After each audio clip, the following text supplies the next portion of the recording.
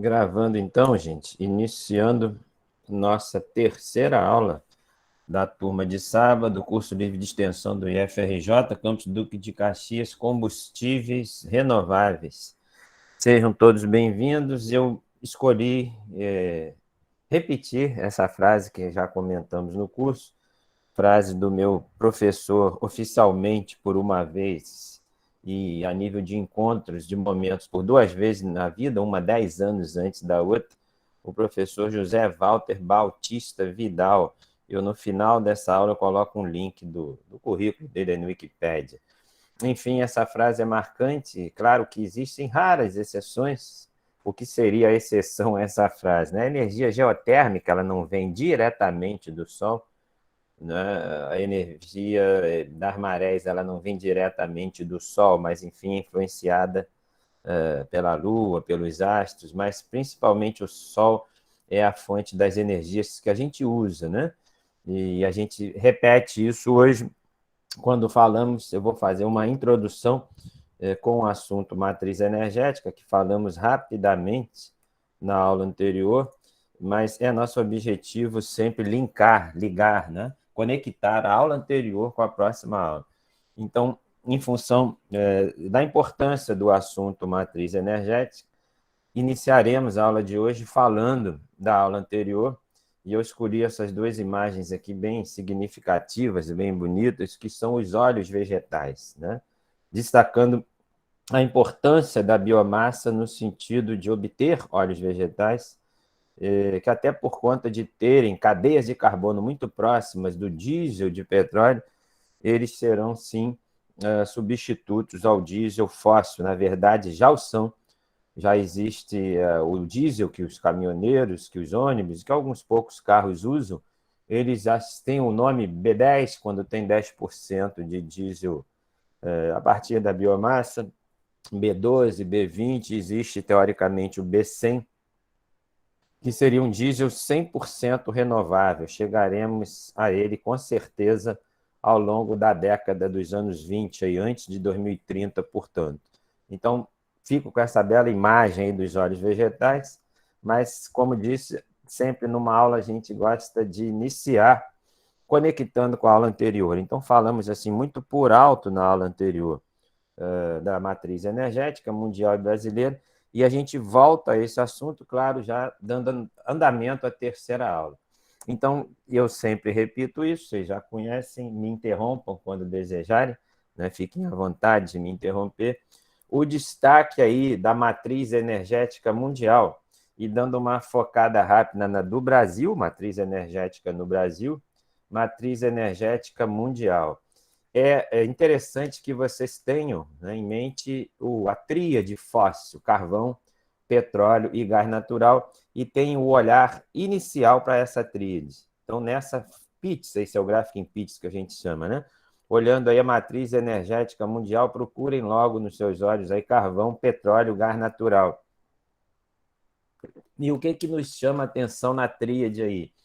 Que mais ou menos são fatias grandes, né? O carvão aqui, o petróleo aqui, o gás natural aqui, mas num olhar rápido percebe-se o quê?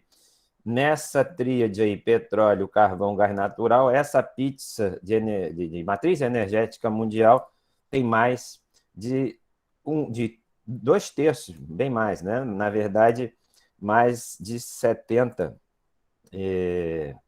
mais de 75%, que seria 3/4 dessa tríade petróleo, carvão, gás natural. Na verdade, é o que soma mais de 80%.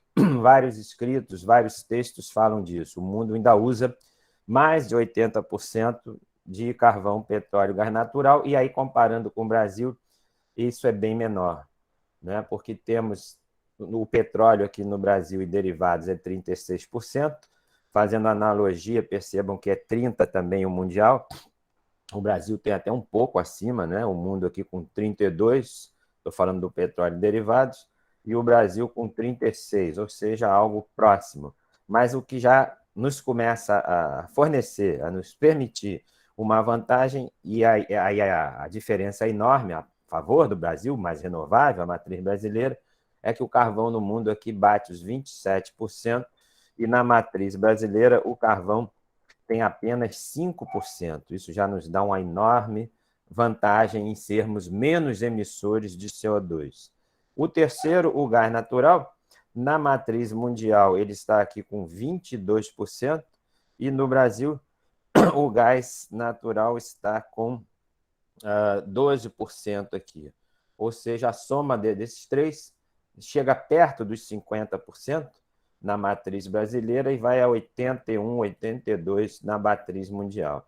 Juntando os dois gráficos nessa imagem, o que temos aí? Ó? Essa vantagem competitiva, quando eu falo competitiva, pensando-se, por exemplo, no Acordo de Paris de 2015, pensando-se também na COP26, que aconteceu no ano passado, essas duas vantagens, esses dois encontros mundiais, né?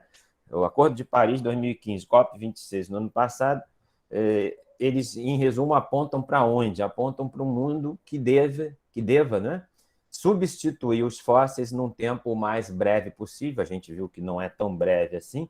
Os dois grandes países, China, as duas grandes economias, China e Estados Unidos, aponta para uma, eles chamam de zero de carbono, né? Zerar a emissão de carbono em torno de 2050, na década de 50, 60, e o Brasil, então, com essa vantagem competitiva, porque já temos 45%, arredondando, de matriz renovável, ao ponto de que o mundo só tenha 13%, ou seja, é uma vantagem muito grande que o Brasil tem nesse campo, e isso pode, sim, significar dinheiro, porque tem um conceito, eu falo para vocês mais à frente, chamados créditos de carbono, que permite trocar em dinheiro, em moeda estrangeira, vai ter uma unificação de moedas nesse sentido, os países que são menos emissores de CO2. Não é por outra razão que a própria China e os Estados Unidos desejam também fazer essa troca de matriz energética de fóssil para renovável. É uma fala inicial minha e pergunto se isso é claro para vocês. Aqui eu tenho um gráfico ainda do mesmo assunto, mas num outro formato, numa outra apresentação. Então, o que acontece aqui? O mundo e o Brasil, de novo, aí em paralelo, por tipo de energia, não mais aquele gráfico em pizza, e em termos de cores, aí o mundo está em azul, o Brasil está em vermelho. Então, esse óleo aqui está parecido, o gás, o azul é o mundo, né? O gás, o mundo usa mais, o carvão, o gás usa muito mais, a nuclear, o mundo na nossa frente, mas a gente tem algum uso. A hidrelétrica é o grande salto brasileiro na capacidade renovável. Um destaque para vocês, gente, tem um colega entrando aí, a Kátia Ribeiro, seja bem-vindo, Kátia. Então, o destaque que faço nessa tela aqui é que essa tela é a matriz elétrica, né? Porque percebam um detalhe que chama atenção logo no início aqui, ó. Esse óleo é petróleo, e 5% apenas, percebem que é um valor que não bate com o petróleo aqui, ó, o mundial em 38, o brasileiro em 30, o brasileiro em 38, o mundial em 35. Lembra? Falávamos de um valor de petróleo bem maior. Essa fala anterior nossa é a matriz, o nome está dizendo aí, energética. Você vai falar, o que é a matriz elétrica? A matriz elétrica são, de novo, os tipos de energia, mas gerando eletricidade apenas, enquanto essa matriz energética é gerando qualquer tipo de energia, ok, gente? É importante distinguir matriz energética de matriz elétrica. Esse gráfico aqui em barras é a matriz elétrica. O grande detalhe desse gráfico, dessa imagem, a hidrelétrica, o Brasil muito superior à média mundial, o que explica aquele caráter renovável da matriz brasileira, ok, gente? Então, perceba que o Brasil e nenhum outro país iguala esse número nosso, tem a eletricidade dele, em sua maioria, pode arredondar isso aqui para 2/3, né?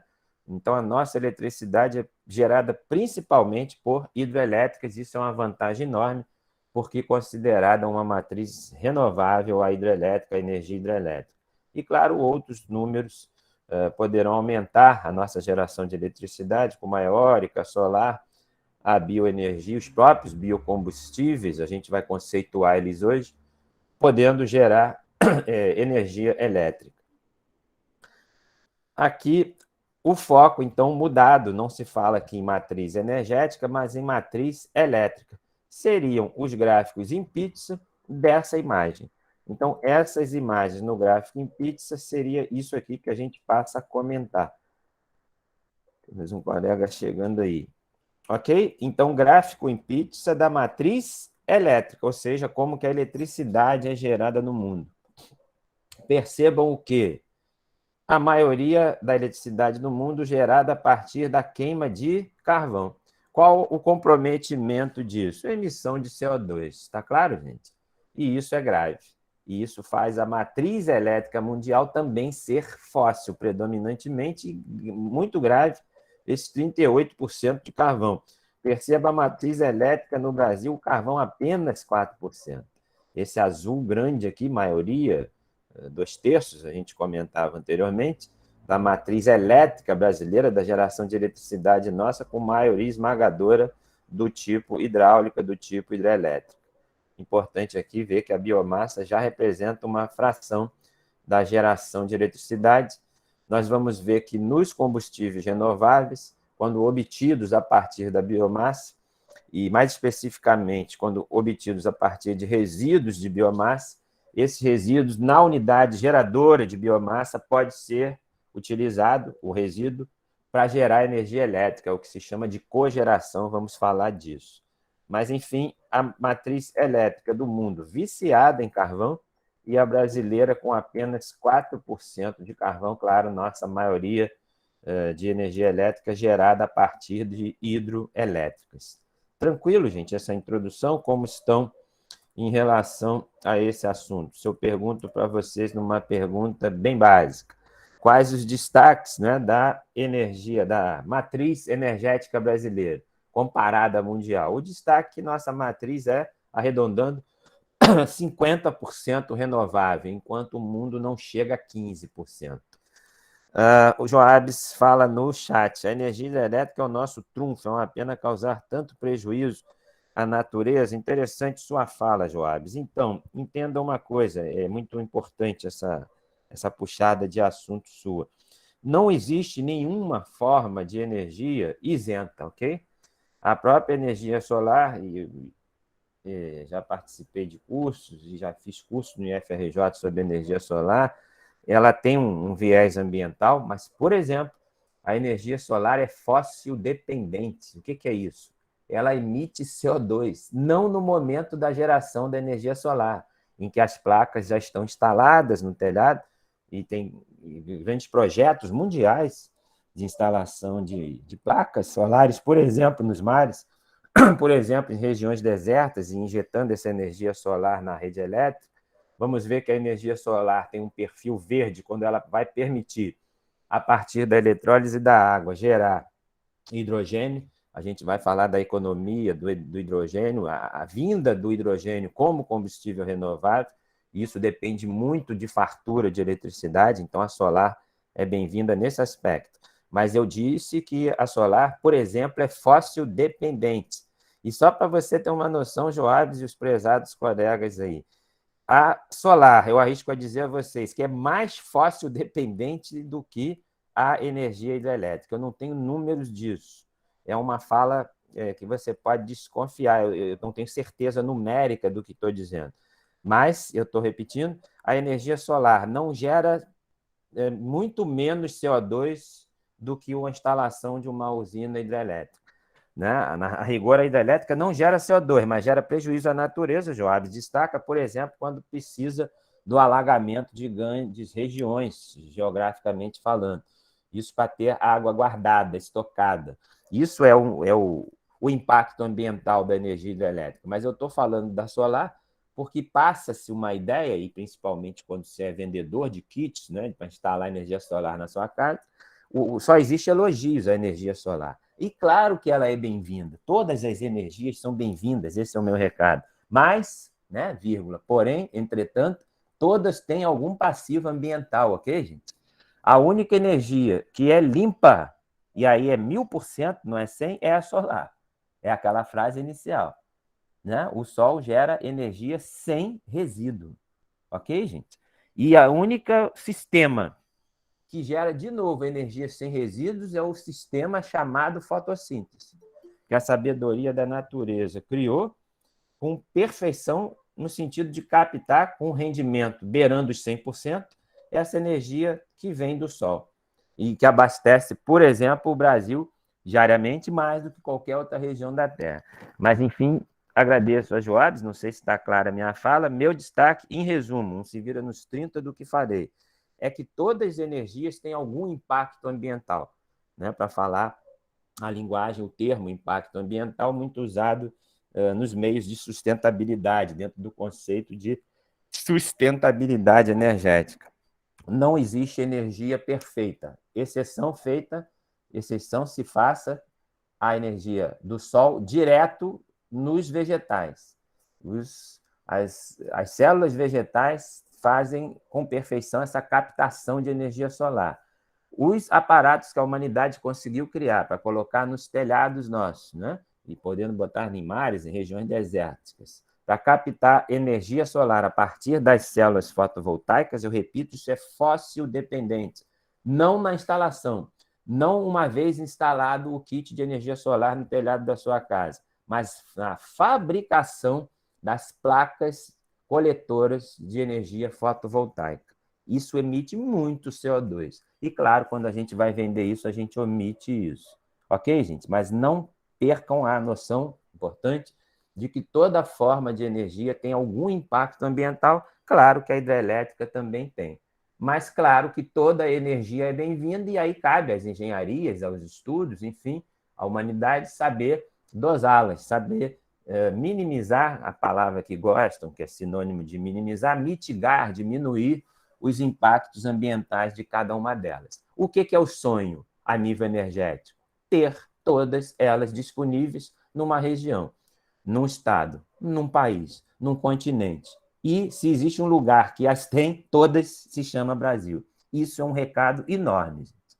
Ok? Reflitam sobre isso. Então, o que eu estou dizendo? Que nenhum outro lugar na Terra dispõe de todas as formas de energia como o nosso querido Brasil aí. É um tremendo recado isso, não só por sermos brasileiros, claro, mas também por sermos brasileiros, na medida em que isso não é sabido, isso não é divulgado, não é claro para os brasileiros, esse gigantismo brasileiro, né, que nos permite, enquanto país, ter enormes possibilidades de viver bem e de até gerar esses benefícios todos, porque não a vizinhos, enfim, até ao mundo. Não é nenhum exagero essa fala minha, mas não é falada, né? Não é divulgada. Mas agradeço, Joabes, e a energia hidrelétrica tem sim esse impacto ambiental na medida em que alaga grandes regiões. Mas por que é necessário na energia hidrelétrica o alagamento de grandes regiões? Para que haja estoque de água. Uma das grandes requisitos, das grandes vantagens que é desejado em cada tipo de energia, e algumas não as têm, eu falei em inglês, o inglês gosta da palavra storage, né, com S mudo, S-T-O-R-A-G-E, storage se escreve, né, que é a estocagem, que é a capacidade daquele tipo de energia em guardar energia. Acho que comentei com vocês que a energia elétrica especificamente não tem essa capacidade. Algum aluno bom aí, um de vocês participou dizendo, não, professor, mas as baterias não estocam energia? Eu disse sim, mas estocam com grande deficiência, com grande custo, com grande até passivo ambiental também. As baterias, quando desmontadas, é um impacto ambiental gigante. Por isso, né, por essa incapacidade da eletricidade em ser estocada, que a forma mais inteligente, né, que a humanidade criou de estocar eletricidade é estocar água perto da cachoeira, perto da queda d'água. E aí é onde cai a água, né? Aquela energia da queda d'água, que é a energia potencial, MGH na física, aquela energia potencial MGH da queda d'água é, no motor elétrico, que está ali na usina hidrelétrica, transformado em corrente elétrica. Mas para que isso ocorra de forma continuada, precisa-se ter, eu vou falar infelizmente, o alagamento de grandes regiões no local da usina hidrelétrica, um alagamento artificial, lagos artificiais criados para ter exatamente água guardada. E, claro, destaque do Joares, isso gera prejuízo à natureza, porque alaga grandes regiões artificialmente. Tá bom, gente? Seria o impacto ambiental da hidrelétrica. Espero ter esclarecido aí, de novo, agradecendo a participação de Joares. Pergunto a vocês se querem falar mais desse assunto aí. Como estão? Todos acordados aí, vivos? Me ouvem bem quando dá um Oi, silêncio? oi, professor. Pois não, diga. Ah, tá. O meu comentário sobre a hidrelétrica Sim. é em relação à criação dos reservatórios, né? Uhum. Alaga as vegetações e com Sim, isso, é um impacto ambiental gigante. É verdadeiríssimo isso, se eu não me entendeu? engano, a longo prazo produz metano, né? Para Sim, a sim, que é natureza, um né? gás de efeito estufa também. É o que Era, chamam GEE, né? Gases de efeito estufa, GEE em português. Sim, é verdadeiro isso. Mas como te falei, a Joabes falando? sim, professor, sou eu. Sim, então, todas as energias têm um impacto ambiental, e esse é inegável, o da energia hidrelétrica, entende? Mas é o que eu te falei, na medida em que a eletricidade não pode ser estocada, o recurso que se tem é fazer esse alagamento de grandes áreas ao redor, para tentar minimizar isso, né? Por exemplo, a nossa grande usina hidrelétrica mais recente, que no Pará sempre se teve de muito grande, a partir dos anos 70, Tucuruí. E nos anos recentes, na década de 2000, foi construída a usina de Belo Monte, já consciente disso que Joares destaca, o que se fez? Minimizou-se em Belo Monte o alagamento. Então, claro que tem um alagamento ao redor de Belo Monte, mas não gigantesco, até porque é uma área que, acredita-se, que os rios que sustentam Belo Monte, em regra, têm um volume d'água suficiente para dispensar o alagamento tão grande, tão comum e tão gerador de impacto ambiental. Então, isso é uma vantagem do projeto de Belo Monte, que já teve essa visão que o Joares destaca, bem mais presente no projeto da usina de Belo Monte, que está junto com Tucuruí e junto com Itaipu, que vocês conhecem, sendo as três gigantes usinas hidrelétricas. Claro que a gente tem no Brasil várias outras de pequeno e médio porte, né, gerando aquele 2/3 de eletricidade brasileiro que é hidrelétrica. Ok? Posso seguir? Ok, professor, obrigado, hein? Obrigado você, a participação. Sempre ilustra, por isso que eu fico teimando que vocês participem aí. Aqui, dando um final a essa conversa toda, mas, enfim, tentando condensar, resumir, reunir essa conversa numa única tela, eu já mostrei isso, mas mostro de novo que o Brasil tem 50% de fósseis, né, aquela tríade de petróleo, gás natural e carvão, enquanto o mundo tem mais de 80% dessa tríade, ou seja, o mundo ainda com uma matriz fóssil, o Brasil com 50% de matriz fóssil, e o grande vantagem, nossa, a hidrelétricas responsáveis por isso, e já a biomassa é responsável por isso, o Brasil beirando aí os 40% de energias renováveis na sua matriz hoje, em 2022, e claro que essa porcentagem irá crescer. O objetivo, por exemplo, do nosso curso, incentivá-los nessa área. E essa vantagem comparativa do mundo aqui, de 40% contra 12% do mundo desenvolvido aí, né? Porque eu resumi o mundo desenvolvido aqui no G7.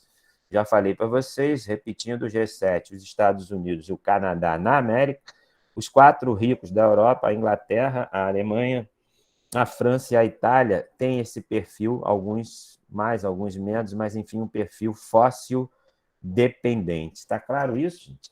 O que salta aos olhos nesse gráfico? A ideia parece, não, e foi de propósito, que eu esqueci a eólica e a solar. Perceba que eu não botei percentual no mundo nenhum, né? Não anotei dados nem no Brasil, nem no G7. Esses dados variam, claro, como todos os dados que a gente pesquisa, o fato é que eles são pequenos, necessariamente. Por que digo isso? Se você somar o que está apontado no Brasil aí em cima, né? Fazendo uma continha básica de somar 50 mais 39, eu vou somar o 0 mais 9, vai dar 9. Me ajuda a não errar. O meu café acabou aqui, a memória vai perdendo. E 5 mais 3, 8, tá certo, gente? Estou sabendo somar certo aí. Então, o Brasil soma basicamente 90% dos tipos todos de energia.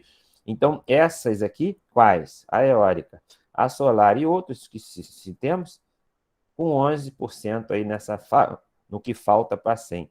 Então, não mais que isso é a eólica e a solar, no caso brasileiro. No mundo, isso fica menor ainda, porque quando a gente soma 81 com 12, dá 3 aqui, não é?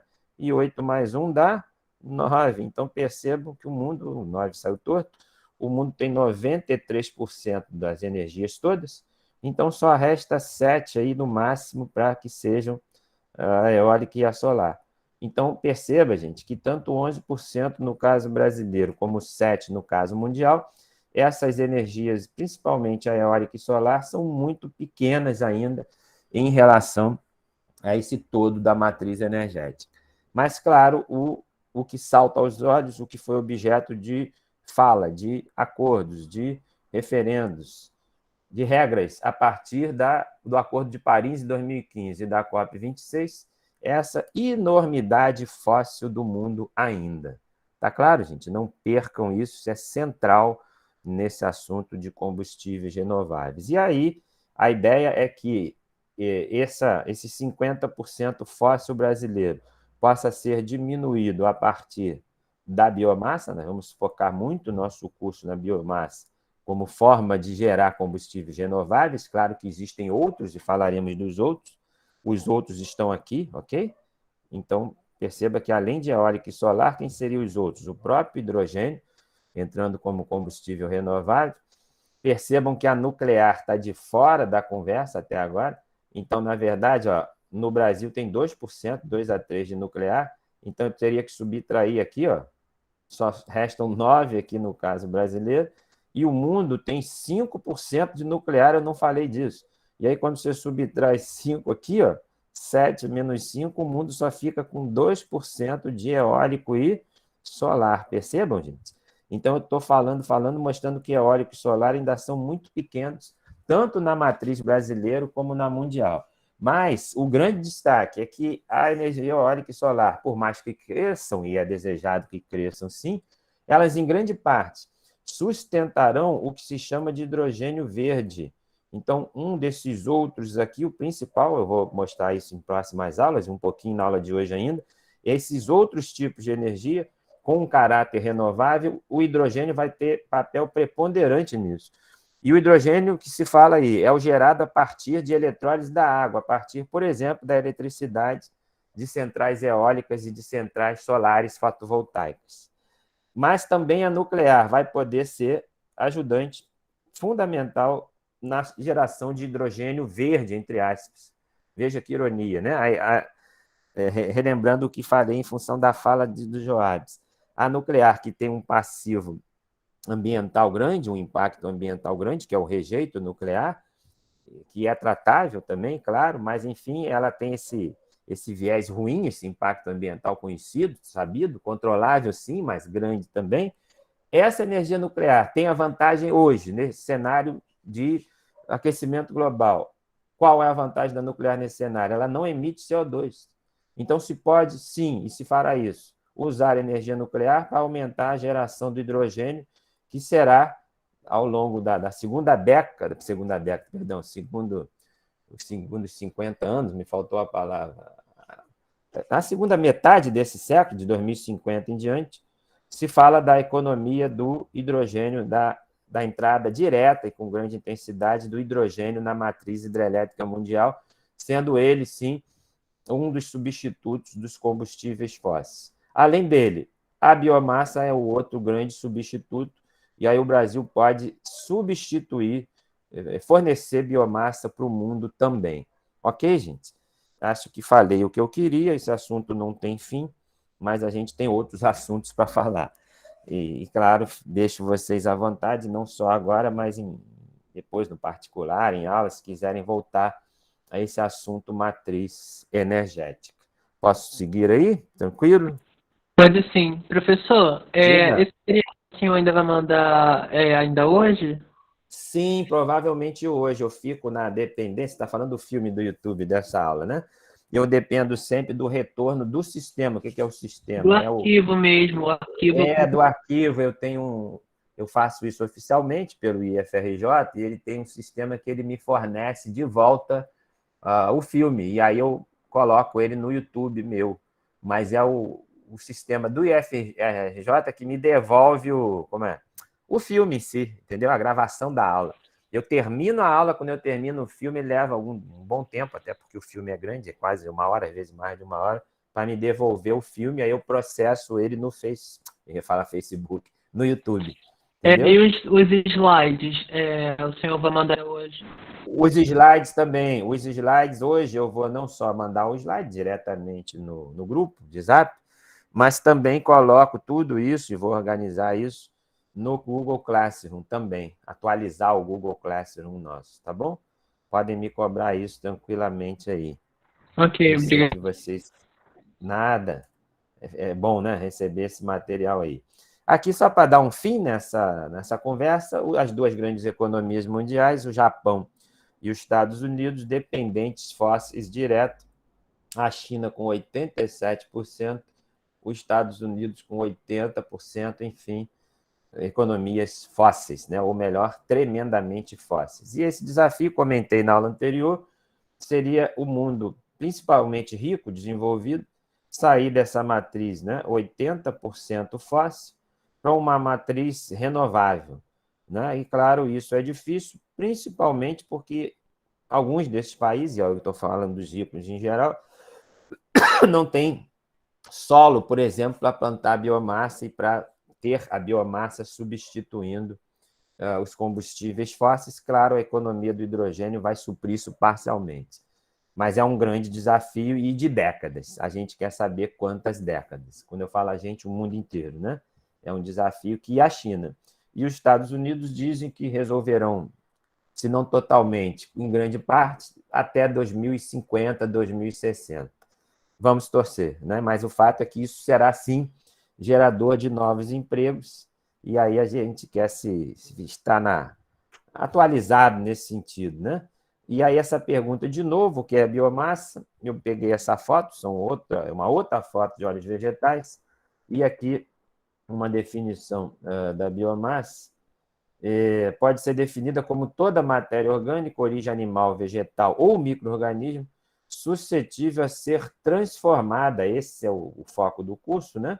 Transformada em energia ou bioenergia. Estamos pensando o quê? Nos combustíveis renováveis. O uso da mesma se apresenta como boa opção energética, pois é renovável e gera baixa quantidade de poluentes. Uma outra definição mais química diz que trata-se de quaisquer materiais passíveis de decomposição, fala a princípio da decomposição, claro, por micro-organismos. Aí essa biomassa decomposta sob a ação de bactérias metanogênicas. Vou mostrar isso um pouquinho à frente. O que seria isso? Geradores de metano. Então, isso origina, por exemplo, o biogás, né, que é uma das formas de combustíveis renováveis que a gente quer destacar a partir dessa aula de hoje. Sob condições específicas de temperatura, pH, essa relação aqui a gente vai mostrar que é bastante importante, relação carbono-nitrogênio. Isso tem a ver, por exemplo, com fertilizantes. Presença ou não de oxigênio. E essa presença ou não de oxigênio vai ser um dos defeitos da biomassa, como disse hoje, nenhum tipo de energia é perfeita. E antecipo a vocês, falamos hoje ainda, que o defeito dos combustíveis renováveis obtidos a partir da biomassa será o grande teor de oxigênio, e isso gera propriedades indesejadas, a gente vai falar. A umidade, claro que umidade não é bem-vindo quando estamos pensando de combustível, porque a água não combina, né, com geração de calor, e a quantidade de bactérias por volume. Aqui a explicação do que eu acabei de falar, gente. Fórmulas da biomassa, classificação da biomassa, numa visão mais química, né?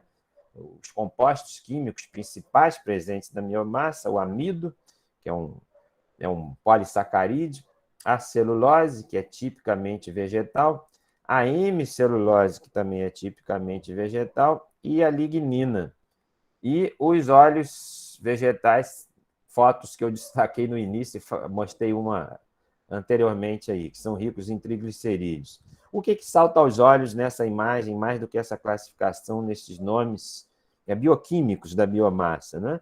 Essas imagens embaixo, gente, o detalhe da biomassa, a desvantagem química da biomassa que tem que ser resolvida por processo de tratamento químico. O oxigênio. Percebam que tem oxigênio em tudo que é fórmula, né? E algumas fórmulas com muito oxigênio. Qual é o problema do oxigênio, gente? Ele gera instabilidade. Instabilidade é oxidação, instabilidade química. E a presença dele, em resumo, faz com que os derivados da biomassa, os combustíveis renováveis obtidos a partir da biomassa, precisem passar por um tratamento de retirada dessa quantidade de oxigênio.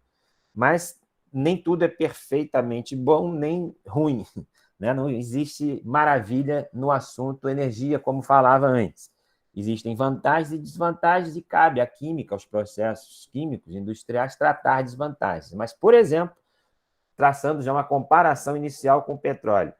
O petróleo não tem oxigênio, então não tem essa desvantagem. Mas o petróleo tem alguém muito pior que o oxigênio, que é o enxofre, que é muito mais poluidor, até porque se faz retirada de enxofre do petróleo e dos derivados, claro que sim, as refinarias de petróleo retiram o enxofre, né? Mas retiram o enxofre e isso é custoso, isso tem um custo. Retiram o enxofre com hidrogênio e forma H2S, que é usado, por exemplo, na indústria de borracha. Qual vai ser a vantagem da biomassa ao se retirar o oxigênio? Então, percebam, eu falei que o fato da biomassa ser oxigenada é uma desvantagem, teremos que ter tratamentos químicos para retirar esse oxigênio. Como que vai ser retirado o oxigênio da biomassa? Com hidrogênio. O hidrogênio vai retirar o oxigênio, que é a impureza da biomassa, na forma de água. E aí é legal ambientalmente. A gente volta a falar disso, quis só fazer uma introdução quando mostramos, vejam aí de novo, fórmula da celulose e da hemicelulose, o detalhe aí, a quantidade de óis de oxigênio que você vê por todo lado na molécula. E como disse, isso é uma desvantagem que precisará, por processos químicos, ser retirado da biomassa. Só essa fala inicial. A lignina lotada de derivados, todos oxigenados também, gente. É muito importante esse destaque meu, tá bom? Claro que você não precisa saber essas fórmulas, mas veja quanto tem de oxigênio aí. Isso é típico da célula vegetal, tá bom? Foi claro aí? A gente fala disso com mais detalhes. Isso tem um nome bonito de biomassa lignocelulósica. Por que lignocelulósica? Ligno de lignina, disso aqui, ó, é um dos macronutrientes vegetais. E ligna celulósica, porque há outro tipo de bioquímica muito presente nos vegetais, a celulose. Então, daí esse nome, biomassa lignocelulósica, que, em resumo, seriam os resíduos de caules, de madeiras, enfim. Isso tem um desejo mundial, e o Brasil vem fazendo isso, de transformar esses resíduos vegetais, por exemplo, de caules, e resíduos outros de vegetais da agroindústria, transformar esses resíduos em combustível. Claro que isso é muito bem-vindo ambientalmente, porque são resíduos. Então, por exemplo, na Amazônia brasileira, o açaí, que sustenta as praias do Brasil, você não vai a uma praia no Brasil hoje que não tem um açaí, né? A gente gosta muito, em geral, do açaí. Esse açaí é produzido na região amazônica, localmente, no Pará, grandemente na Amazônica do estado do Pará, e gera um resíduo ambiental gigante lá. E todo esse resíduo pode, sim, ser transformado em biocombustível, em combustível renovável. E aí, falando desses resíduos, né? E falando da biomassa com esse nome, de biomassa lignocelulósica, o que seria isso? Com mais detalhes, eu escrevi aqui para vocês. A biomassa lignocelulósica, ela compreende o quê?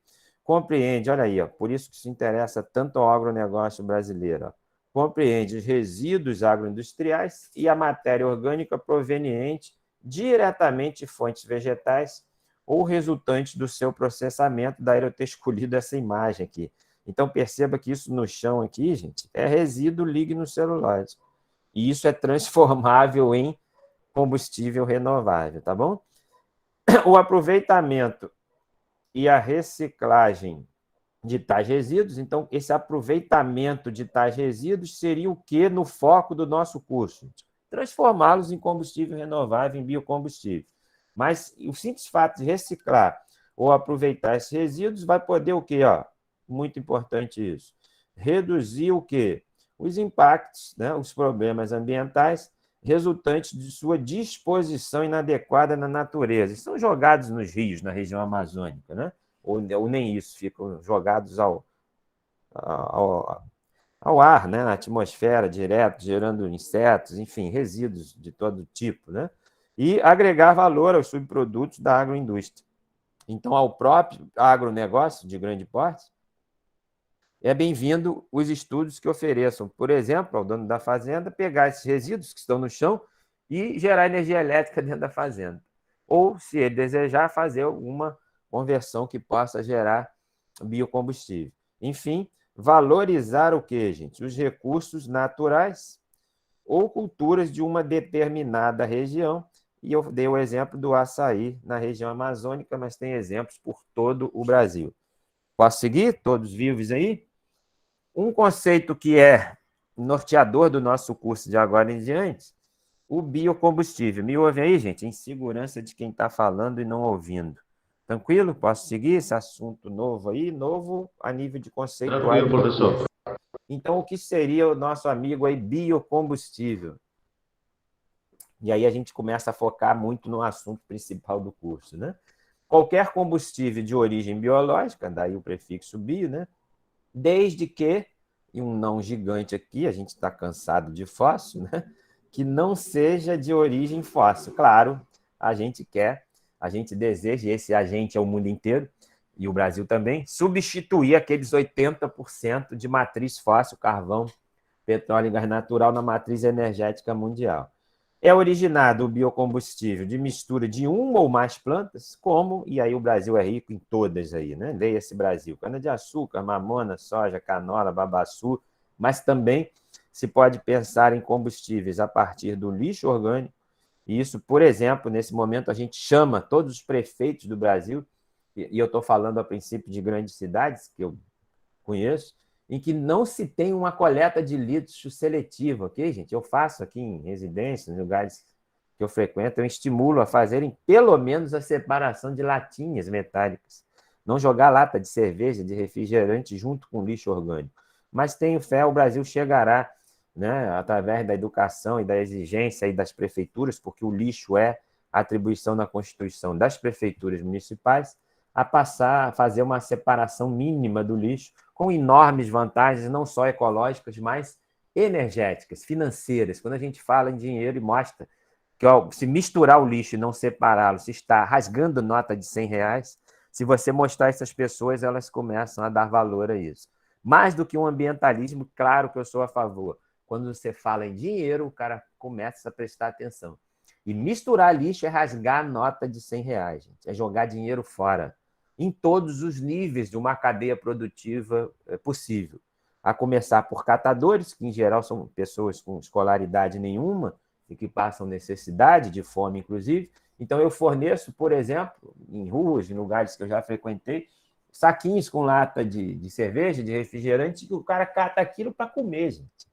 Mas, enfim, é uma pessoa muito desqualificada, que você dá um serviço a ela, você dá uma vida a ela no sentido que ela come minimamente. Mas tem todo, repito, uma cadeia produtiva que se pode gerar empregos, tecnologia, combustíveis renováveis, que é o nosso tema, a partir, por exemplo, do lixo orgânico. É uma questão de ensinarmos isso, de aprendermos isso, né?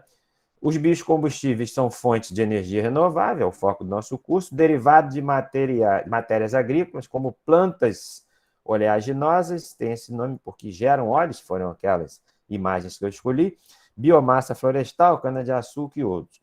Existem vários tipos de biocombustível, basta usar o prefixo bio e você vai ouvir falar de bio, um monte de coisas, né? Bioetanol, biodiesel, biogás, enfim, a gente vai falando deles, é nosso foco agora. Antes de entrar em cada um deles, né, a partir da quarta aula a gente começa, na aula que vem, a falar dos processos de transformação da biomassa. Depois desse conceito de biocombustíveis, a gente deve mostrar essa simples classificação. esses tipos de biocombustíveis, principalmente os dois primeiros, e eu te explico por que os dois primeiros em primeiro. Porque o biocombustível surge, historicamente, no mundo e no Brasil, das culturas alimentares.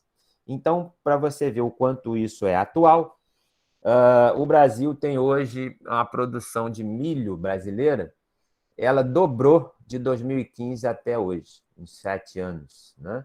E ela está empatada quase com a produção de soja. Você sabe que o Brasil é o maior produtor de soja do mundo e está no pódio entre os 3 maiores produtores de milho, mas estou destacando que, especificamente, nos últimos 7 anos, essa cultura alimentar do milho no Brasil dobrou de tamanho. Por que isso? Claro, competência do agronegócio brasileiro, mas os Estados Unidos passou a usar o milho para produzir etanol.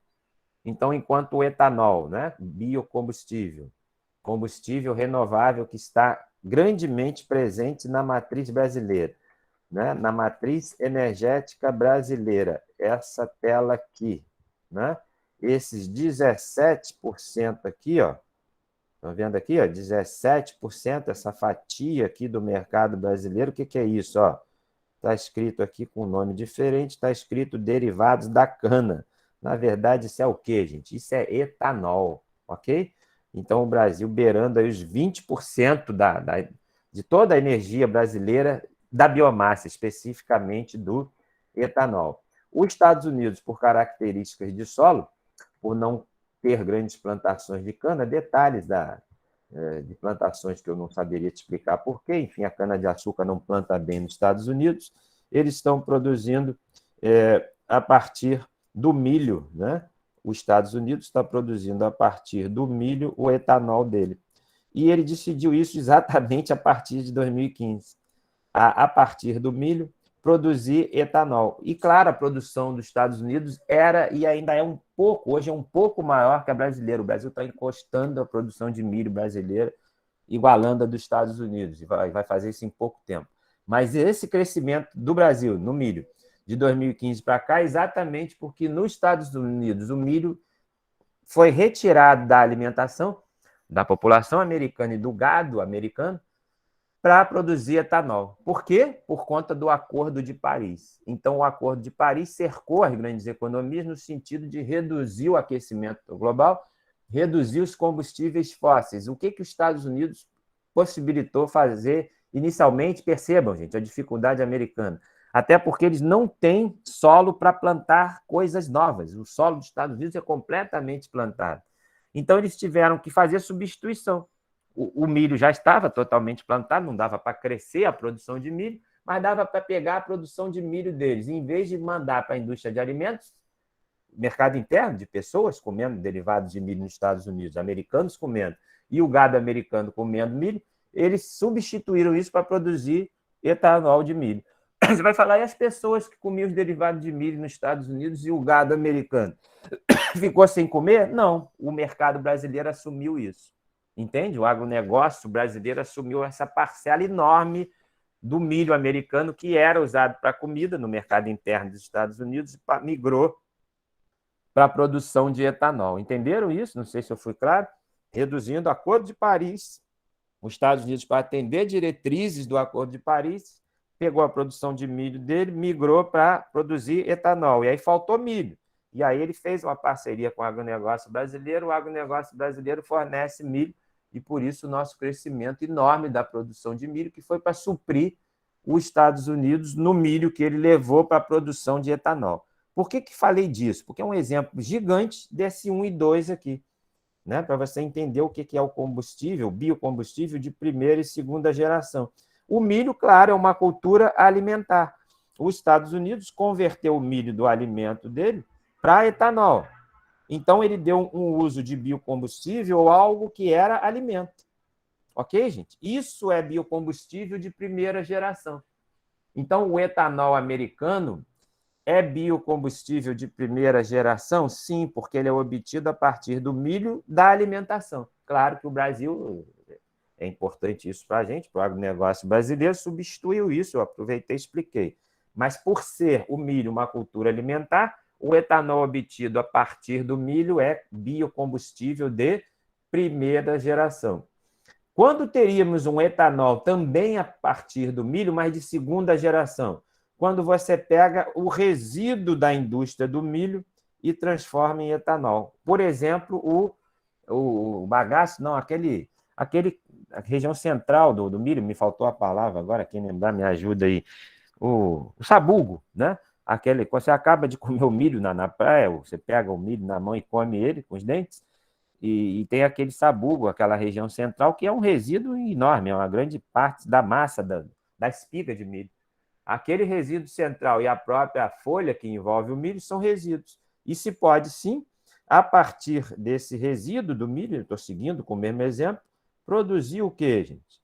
Biocombustível, a partir do sabugo do milho e a partir daquela folha que reverte, né, o milho em si, você pode produzir biocombustíveis. Mas serão biocombustíveis produzidos a partir de resíduos e não de alimentos. Quando produzidos a partir de resíduos, são ditos combustíveis de segunda geração e, claro, tem um viés ambiental muito positivo, porque você está transformando resíduo em biocombustível. Uma vantagem ambiental, porque você está diminuindo o impacto ambiental, o que seria resíduo. E uma outra vantagem enorme, que você não está competindo com a produção de quê, gente? De alimentos. Está claro? Isso é muito importante e você vai ouvir falar disso o tempo todo quando estudar combustíveis renováveis, com combustíveis 2G. Então, o que seria o etanol 2G? 2G numa referência ao fato de que são de segunda geração. O que é a segunda geração? Obtidos a partir de resíduos, com a vantagem ambiental de dar uma solução ambiental para o resíduo e com a vantagem de não disputar com a produção de alimentos. Está claro isso, gente? Muito importante esse conceito de combustível 2G. Isso vai ser falado no nosso curso a partir de agora. Está claro? Tranquilo? O que é combustível 2G? Vocês sabem dizer? É o biocombustível produzido a partir de resíduos, tá bom?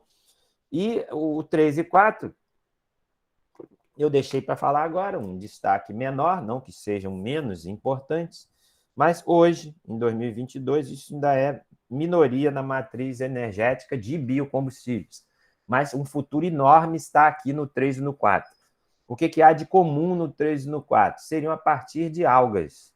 Né? Lembrando, as algas foram os primeiros... É a primeira bioquímica, é a primeira... São seres vivos, as algas, na verdade, são vegetais primitivos, mas, enfim, as algas ainda são os maiores geradores de oxigênio no mundo, tá, gente? Mais do que as plantas grandes conhecidas, as algas que estão nos oceanos são geradoras de O2. E as algas, se sabe hoje, foram também geradoras dos fósseis, do petróleo, do gás natural e do carvão, naqueles milhões de anos que a gente falou. Então, as algas oferecem, tem vários estudos em cima das algas, desejando, a partir delas, gerar biocombustíveis. Né? E também as algas estão envolvidas com a quarta geração de biocombustíveis, que seria a ideia de captar CO2 da atmosfera. Tem vários estudos, quando eu falo vários, muito dinheiro dedicado a pesquisas na captura de CO2. Se o problema do mundo é CO2 em exagero, né, que foram emitidos, a gente falou aí, por 200 anos, né, a emissão de fósseis jogou essa quantidade enorme de CO2 na atmosfera, causando o efeito estufa, aquecimento global. Se consegue, por reações químicas, pegar esse CO2 que está na atmosfera e transformar ele em outra coisa, diminuindo o CO2 da atmosfera, você estará também contribuindo para reduzir o efeito estufa, o aquecimento global. Então, as algas, pura e simplesmente, como geradoras de biocombustíveis, seria o combustível de terceira geração, e a quarta geração, as tecnologias que captam CO2 e, por exemplo, também transformam o CO2 em combustíveis. E aí, claro, com a ajuda da biotecnologia. Tranquilo? E eu linkei aqui, gente, 2 vídeos no YouTube que eu achei bem interessante para vocês verem depois, vai junto aí com a tela, estará disponível para vocês nesse próprio material do PowerPoint, tá bom? Claro que eu posso linkar eles em separado no Google Classroom também. Me pergunto se vocês querem falar alguma coisa, e aqui eu mostro alguns biocombustíveis.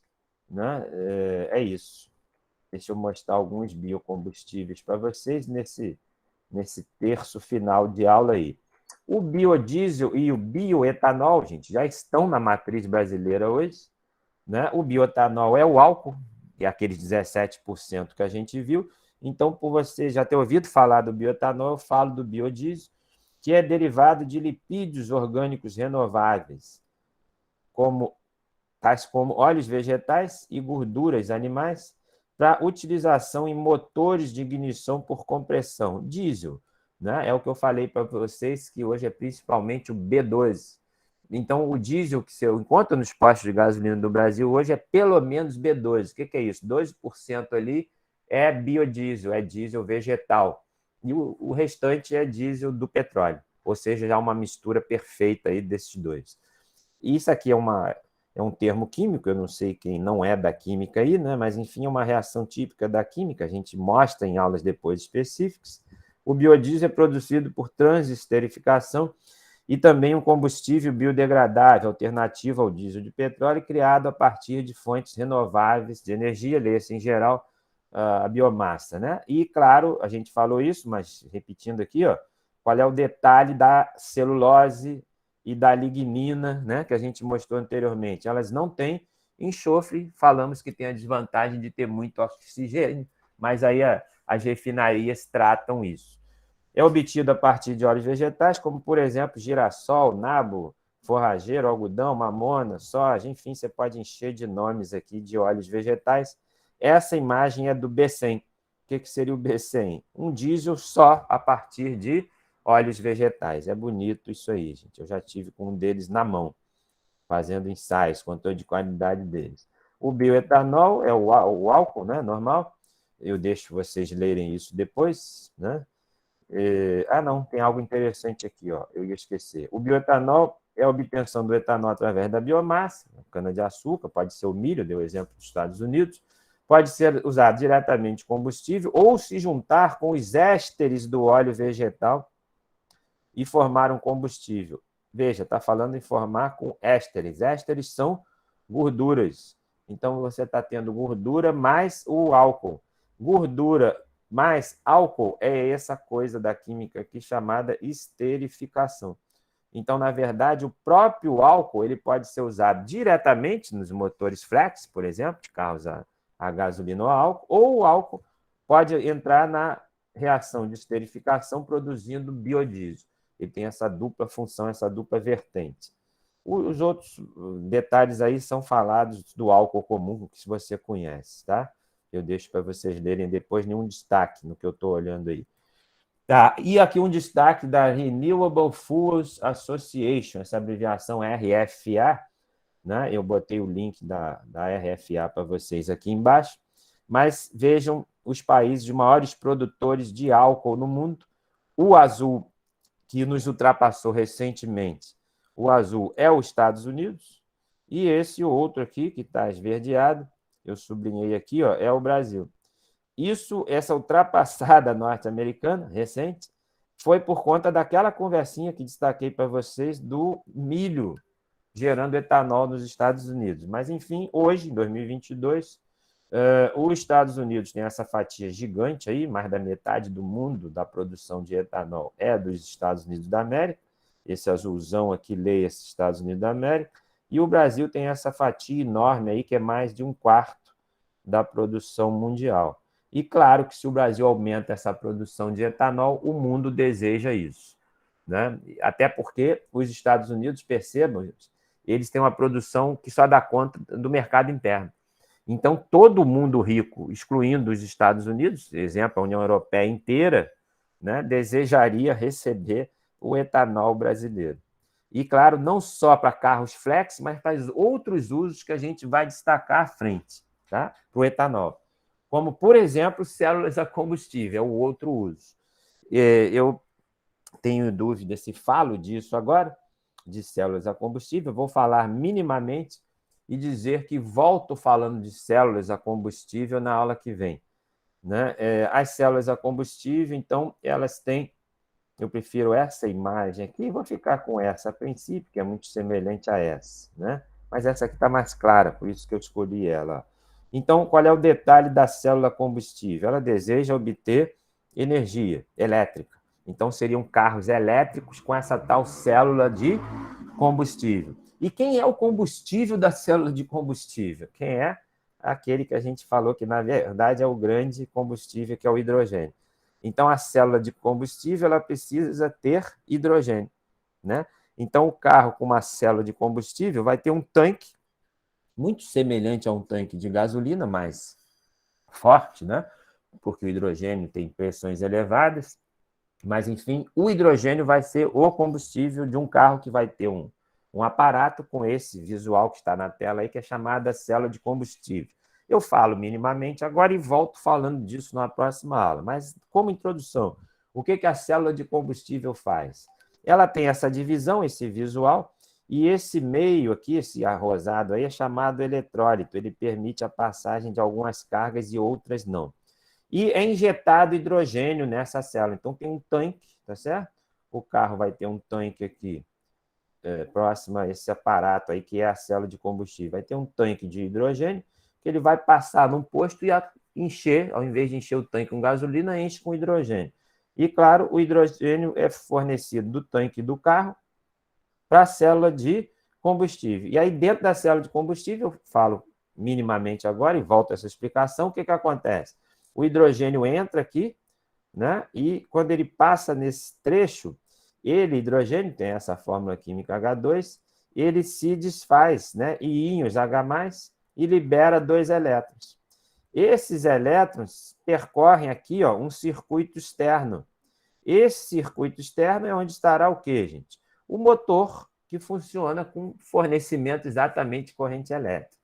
Então, na medida em que o hidrogênio se desfaz em íons H+, e libera elétrons, e esses elétrons fazem esse circuito externo, esse circuito de elétrons externo à célula de combustível, é, por definição, a corrente elétrica. Então, na verdade, se gerou elétrons da quebra da molécula de H2. E esses elétrons é que sustentam o motor elétrico do carro.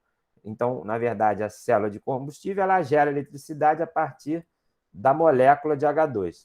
E aí, do outro lado, né, o que estão chegando do outro lado aqui? Aqui estão chegando elétrons, né? Esses elétrons que saem por fora chegam do outro lado e do outro lado está passando oxigênio, ar, né? O oxigênio do ar passa do outro lado.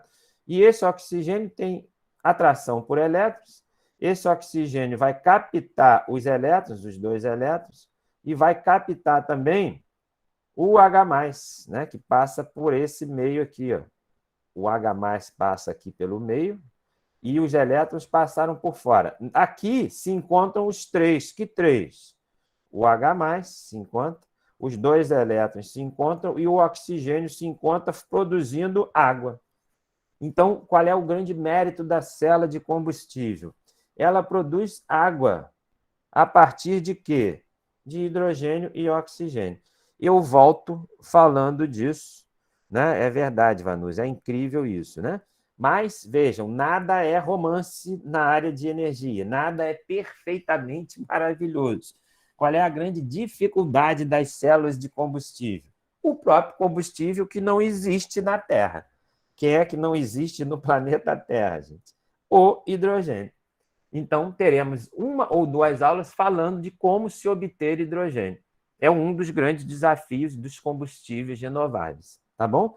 Eu só estou te mostrando que é lindo, e eu vi que vocês gostaram disso. Eu, quando eu vi isso a primeira vez, eu fiquei maravilhado.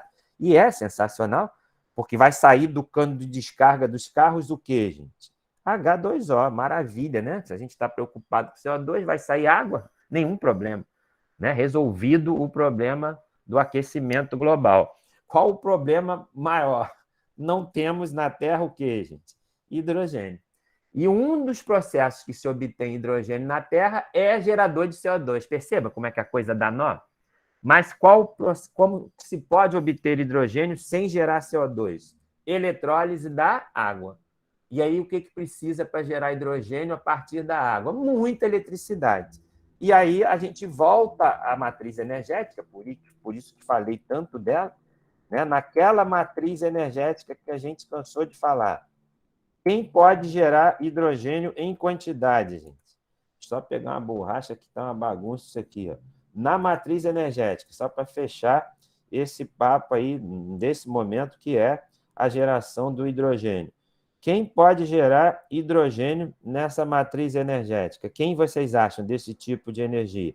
Quem pode gerar hidrogênio sem gerar CO2? Melhorando minha pergunta, ok?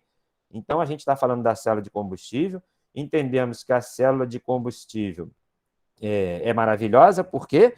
Porque vai sair no cano de descarga H2O, então a célula de combustível, em resumo, ela gera eletricidade, vai ser um carro elétrico, em que a eletricidade é gerada da reação do hidrogênio com o oxigênio, gerando como produto H2O. Resolvido o efeito estufa, não emite CO2, a célula de combustível, mas precisa do hidrogênio.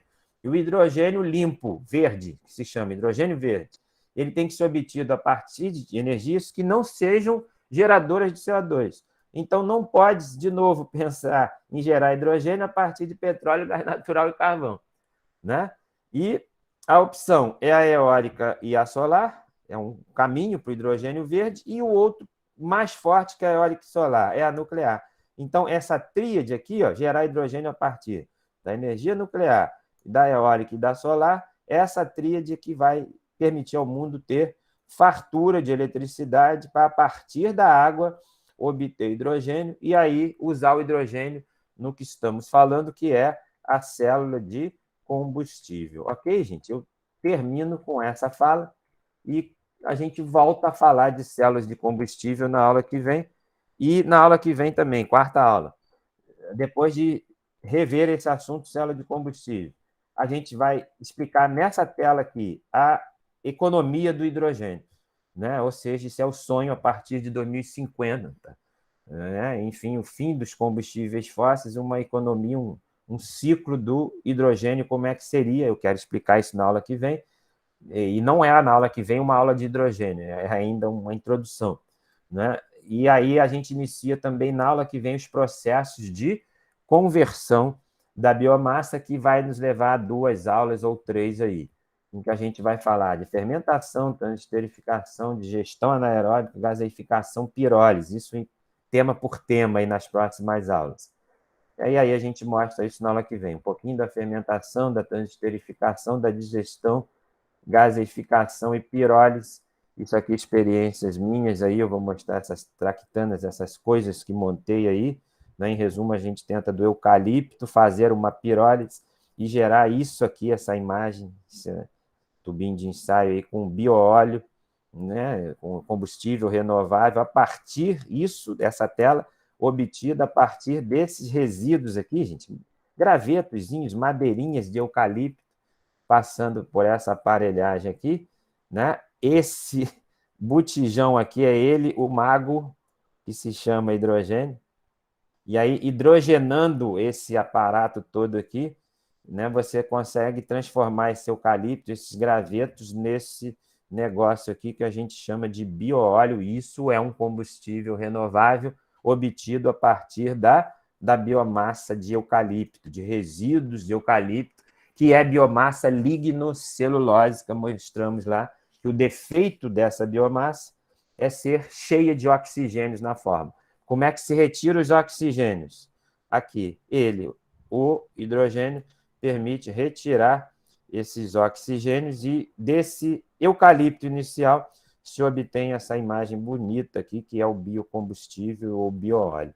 Ok, gente? Fiz isso também para animar vocês, para não perderem o próximo capítulo, que, em resumo, iremos iniciar, né, voltando a falar da célula de combustível e dedicando as próximas aulas a esses processos de conversão da biomassa.